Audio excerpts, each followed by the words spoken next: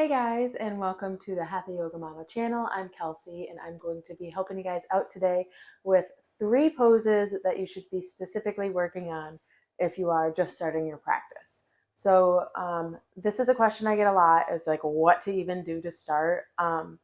And going into just a normal yoga class with like vinyasa flows and moving from one pose to another can just sometimes not feel good and in general be even just uncomfortable, dangerous, and it's just not a great way to start your practice if you're unsure of where you're moving and you have to move quickly. So, step 1 with yoga asanas or postures is we want to move slow and we want to move with the breath and we want to move with intention.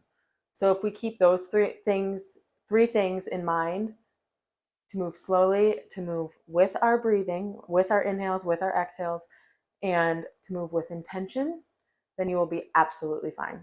So the 3 poses that we're going to focus on are going to be downward facing dog.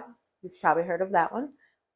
Warrior 1, which is a closed hip pose, and Warrior 2, which is an open hip pose. So I will explain the differences in that as we go through. But so to start, we're going to do our down dog. So the best way to get into this to start with is from a tabletop position. So just come on your hands and knees. Wrists, elbows, and shoulders are all in a line. Knees are directly below the hips, hip width apart. And then we can just tuck our toes and then lift up, straighten through the legs, and lift up back through the hips. Straighten the legs out and try to press the heels down towards the ground. They don't have to touch the ground, but just have the feeling or the intention that you're pressing the heels down towards the ground. And then from here, we're going to move back through the shoulders as well. So we're going to straighten out through the arms, open up through the shoulders, and let the head come between the arms. Let the ears be on either side of the biceps. You can bring the gaze towards the feet or even up towards the navel, up towards your belly button. And here is our down dog. So this is where we're taking our deep breaths. We're pulling that air all the way up to the hips, taking big inhales and exhales. And so any modifications here that we can do, as far as if you're having problems in the shoulders, or if this is too much of a stretch for the shoulders, you can walk your feet up a little bit to ease up on those shoulders. If you want to stretch those shoulders out a little bit more, you can walk those feet back even further, where you can really start to press down and into the shoulder blades and really kind of open up, lengthen and strengthen through the shoulders, lengthen through the spine. But no matter where we are in this pose, we want our hips to be the highest point. We want our legs to be straight. If it's uncomfortable to have straight legs, you can have a slight bend in the knees. That's totally fine. If it needs to be a deep bend in the knees, even if this is where you're at, that is what it is. It's totally fine. So just meet your body where it is. If this is where you are today, that's fine. Eventually, you'll slowly start to be able to lengthen through the legs and open up through the backs of the legs. And that is basically everything you need to know about down dog to get started. When we do take our long breaths here, again, we're just pulling that air all the way up through the lungs into the hip. Just imagine that you can breathe all the way up into the hips and then exhale out. And so that just ensures that you're getting some nice, long, deep breaths in this pose. So to come out of the pose, we just can drop down onto the knees, nice and slow. And then we can move back into a little child's pose if you'd like, or just let the head come down. Just relax however you need to, slowly moving out of that pose. So that is our first pose. So our second pose that we're going to move into is Warrior 1. So with Warrior 1, it's a closed hip pose, meaning that we're going to stay parallel to the short side of our mat. If I had a mat out here, I don't have a mat right now, just so it's easier for you guys to see me. But anyway, so we're going to keep our hips squared up towards the front of our mat or towards the front of us in this pose. So to start, we can just come up into that down dog. So let's practice tucking those toes, come up into that down dog. From here, we're going to bring our right leg and place it in between those hands, okay?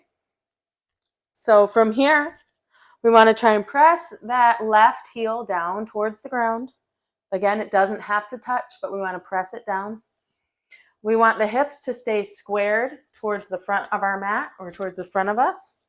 And we want to keep a nice deep bend in this right leg. Ideally, we want a 90-degree bend here.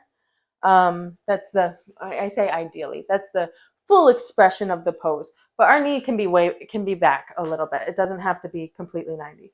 So anyway, from here, we can slowly start to lift up. And this is where we can kind of play with our legs a little bit. If you need to, you can inch that foot forward a little bit so you can get nice and deep into that right thigh. We want to keep the left leg strong and straight and steady. So we want to just press all of that energy out through the outer edge of that left foot. Keeping that nice deep bend in the right leg. Keeping those hips squared. You can check that out yourself by just placing the hands on the hips, pointing your hands out, and you can kind of see where your hips are pointing. So we want them squared up towards the front of our mat. And once we're here, we can lift the arms up. This is our full warrior one pose here. If you do not like the arms up right now, if that's just not your vibe, bring the hands to heart center. That can help you find some nice stability and balance in this pose. Or you can bring the arms up. So again, either way.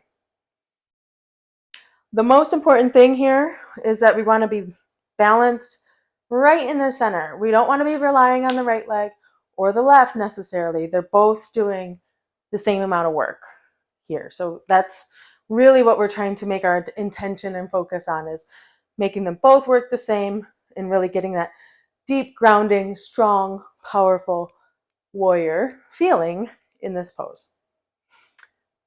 And always, once you find your spot in that pose, take some deep breaths. So this is our warrior one. We can bring the hands down and we'll bring that right foot back.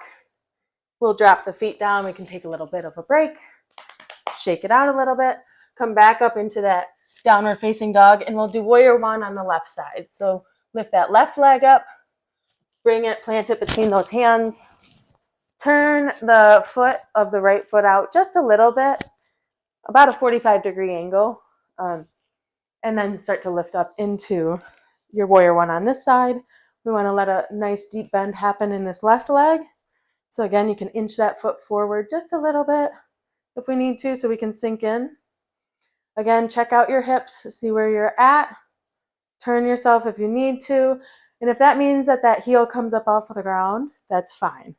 We want the hips to be nice and square, pressing that heel back. If it doesn't touch, that's fine. Lifting the arms up in our full expression of the warrior one. Or again, you can have those hands in prayer position. So either way. And again, focusing the attention on having a nice strong left leg and an equally strong right leg. We're pressing back through the outer edge of the right foot. We're bending nice and deep into this left leg. Another tip for you is let's not let the knee pass the ankle area. That's just not a safe place to be. So if anything, the knee can be right over the ankle or it can be slightly behind the ankle, but let's not exceed past it. Cool. So from our warrior one, right here, you can take a few breaths. I recommend trying to hold each pose for about 5 breaths, 5 to 7 breaths. That's where you really start to feel the pose and you understand the pose and yourself a lot more. So I recommend 5 to 7 breaths holding wise. We can drop those hands down, bring that left foot back. Again, you can just come straight back to that down dog if you want, or you can drop the knees down and give yourself a little bit of a break. Shake it out, get that tension out of the legs. And that was warrior one. So now we're going to move into warrior two.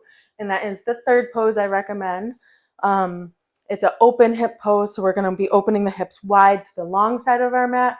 It's going to give us a lot different feel in the hips than what the warrior one was, with a nice strong closed hip pose, which is super great for strengthening the hips and the glutes. This one is more so for opening the hips and the glutes. So moving into warrior two, we're going to come again into our down dog. So just tuck those toes, lift up, and press back into the hips. You can lift that right leg up nice and tall, bring it through just like we did last time. And then this time we're going to turn that left heel all the way out so that the toes of the left foot would be pointing to the long side of our mat, or the long side of our body. And then here, we're going to open up like this onto the long side of our mat. We can spread those arms out. We're going to bend into the right leg just like in warrior one, but this time our hips are open up to this long side of our mat, not the short side. So again, you can bring your hands to heart center here, or you can extend the arms out. Either way works. All right, and so once we find ourselves into this space, we got a nice deep bend in the right leg. Again, that knee is not passing the ankle. We're either above it or behind it. And then the left leg is super straight and strong, nice and pressed back. We're pressing again through that outer edge of the left foot, so that all of our energy is kind of getting pressed out and up and under, and we are just having this really powerful, strong, opening stance here. So again, arms can be out nice and long. Bring the gaze down the fingertips of that right hand, bringing them forward. You can take a peek down at that right knee and make sure you can see your right big toe on the inside of that knee. If your knee's creeping inwards, and your toes on the outside of it, let's press that knee out a little bit so we can see that toe on the inside. Keeping ourselves nice and open here. And again, about 5 to 7 deep breaths. And when we come out of this pose, we can take a big breath up, and then exhale. We can windmill those arms down, and we can come support that around that leg. Bring that right leg back. You can walk it out a little bit. Press back through the hips. You can come back into that down dog. And we'll go to the other side this time. So now we'll lift that left leg up tall. Bring it through. You can plant it between those hands, and this time we'll open up to the long side of our mat on this side. So we'll turn that right foot all the way out, so the heel, or so that the outside of the foot is parallel with the long side of our mat. Toes are pointing, or to the short side, sorry. Toes are pointing at the long side of our mat. So we can spread the feet out as needed so that we can get nice and open through this pose. Lengthen through the arms. And we want to make sure that our torso is centered here over the hips. A lot of people tend to lean forward, like reaching, and we don't want to do that. We want the arms out nice and straight. We want to keep the torso nice and straight, and our trunk straight. And the legs, again, we're bending nice and deep into our left leg. We want to be able to see the left toe on the inside of this left knee. And also that right foot, the outer edge of the right foot, is parallel with the short edge of our mat, and we're pressing out through that outer edge and pulling our energy up and in, opening out through the arms into our full warrior two expression. So these are the 3 poses I think you should be practicing. Again, to come out, just inhale up, and exhale. You can windmill those arms around, and then you can just slowly move that left leg out. You can extend it back if you want. You can bring it down to that down dog. And this is what's called walking out the dog, or just alternate bending the knees. It feels really nice for the hips, especially after all that attention we just put there with warrior one and warrior two. You can drop to the knees. And take some big breaths, because those 3 poses are amazing. They're really great. They are awesome to start with, and they are full. All 3 of them are pretty much full body poses. And so if you can just practice those 3, getting comfortable in those 3, feeling the alignment in those 3, you will be well on your way.